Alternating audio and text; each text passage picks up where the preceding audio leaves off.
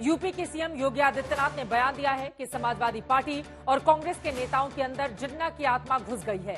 ये लोग समाज को बांट रहे हैं। सीएम योगी पिछले कुछ दिनों से इंडिया गठबंधन खासकर समाजवादी पार्टी के शासन की बदहाली की याद दिला रहे हैं। चाहे वो महिला सुरक्षा का मामला हो, सांप्रदायिक दंगों का मामला हो, बेरोजगारी का मामला हो या फिर भ्रष्टाचार का।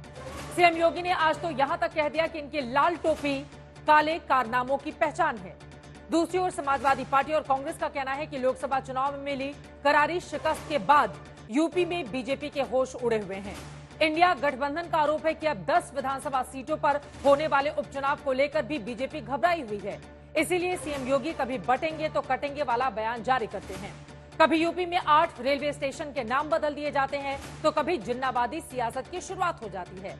समाजवादी पार्टी ने तो चुनाव आयोग तक से शिकायत कर दी है कि जिन विधानसभाओं में उपचुनाव होने हैं वहां खास जाति के अधिकारियों को हटाया भी जा रहा है और जाति विशेष की तैनाती भी हो रही है।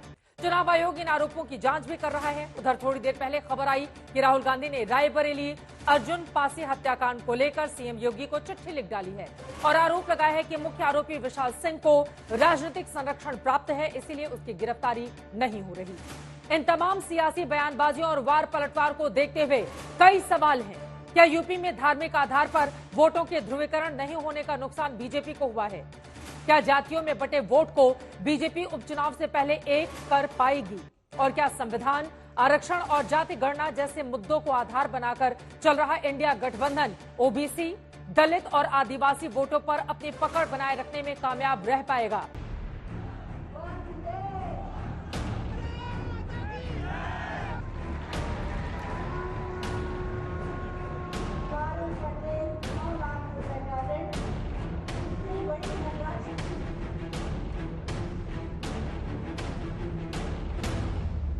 लाल टोपी है लेकिन काले कारनामों के लिए लोग जाने जाते हैं।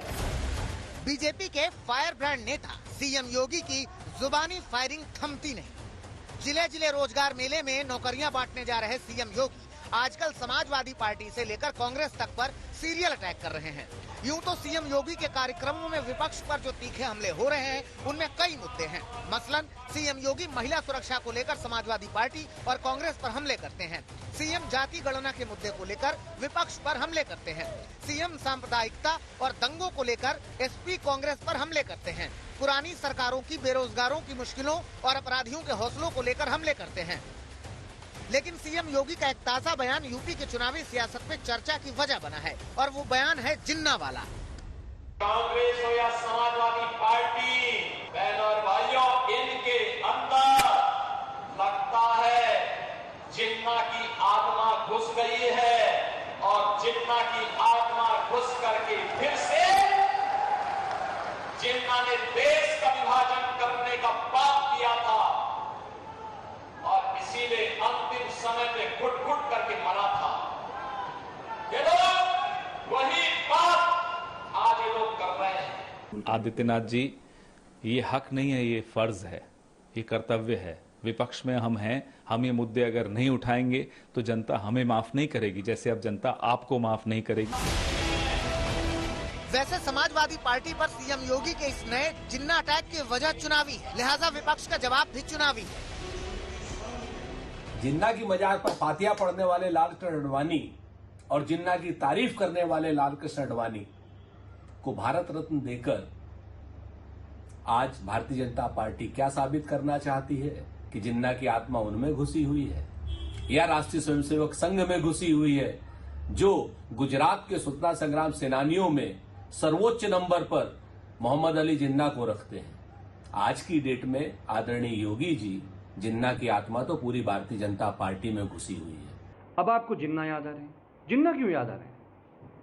जिन्ना जी ने बताया था कि कप्तान, डीएम, सीओ, मुख्यमंत्री दफ्तर का ड्राइवर, गनर किस जाति का रखना है, ये जिन्ना ने बताया था। उत्तर प्रदेश में किसी दलित को ब्याह करना है तो फोर्स लगाई जाएगी, जिन्ना बता के गए थे। कौन बता के गया था? मुख्यमंत्री जी परेशान नहीं होइए, उपचुनाव में बहुत ही करारी हार का सामना भारतीय जनता पार्टी को करना है। दरअसल यूपी में लोकसभा चुनाव के बाद से ही विपक्ष के हौसले हाई हैं और खासकर समाजवादी पार्टी ने जब से बीजेपी को चुनावी अखाड़े में पछाड़ा है तब से इंडिया गठबंधन को संविधान, आरक्षण और जाति गणना का मुद्दा चुनावी जीत की कुंजी नजर आ रही है। और इसी जाति वाले हथियार का मुकाबला करने के लिए सीएम योगी प्रखर हिंदुत्व वाले बयान देते दिख रहे हैं। और राष्ट्र तब सशक्त होगा जब हम एक रहेंगे, नेक रहेंगे, तभी नेक रहेंगे। बटेंगे तो कटेंगे। सीएम योगी की चेतावनी इसलिए काबिले गौर है क्योंकि वोटों के बंटवारे का नतीजा बीजेपी लोकसभा के अंदर यूपी में उठा चुकी है। जब यादव वोट इंडिया गठबंधन को 82% मिले तो एनडीए को सिर्फ 15% मिले। जाटव दलित के वोट इंडिया गठबंधन को 25 तो एनडीए को सिर्फ 24% मिले। गैर जाटव दलित वोट इंडिया को 56 तो एनडीए को सिर्फ 29% ही मिल सके। नतीजा हुआ कि यूपी में बीजेपी समाजवादी पार्टी से भी पीछे रह गई और यही वजह है कि बीजेपी अब यूपी में हिंदुत्व के नाम पर वोटों के ध्रुवीकरण की हर कोशिश कर रही है ताकि 92% मुस्लिम वोट पाने वाले इंडिया गठबंधन से उपचुनाव में मुकाबला जीता जा सके। इसी कड़ी में यूपी में 8 रेलवे स्टेशनों के नाम तक बदल डाले गए, जिसमें कासिमपुर हॉल्ट का नाम जॉयस सिटी, मिश्रौली का नाम माँ कालीधन धाम, जायस स्टेशन का नाम गुरु गोरखनाथ स्टेशन, अकबरगंज का नाम अहोरवा भवानी धाम, फुर्सतगंज का नाम तपेश्वर धाम, निहालगढ़ का नाम महाराजा बिजली पासी स्टेशन और पारिसगंज का नाम शाहिद भाले सुल्तान कर दिया गया है।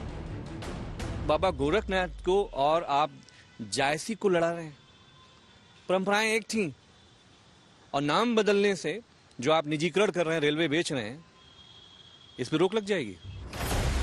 स्टेशनों के नाम बदलने पर अखिलेश यादव ने भी टिप्पणी की, नाम नहीं हालात भी बदले और जब नाम बदलने से फुर्सत मिल जाए तो रिकॉर्ड कायम करते रेल एक्सीडेंट्स के हादसों के रोकथाम के लिए भी कुछ समय निकालकर विचार करें।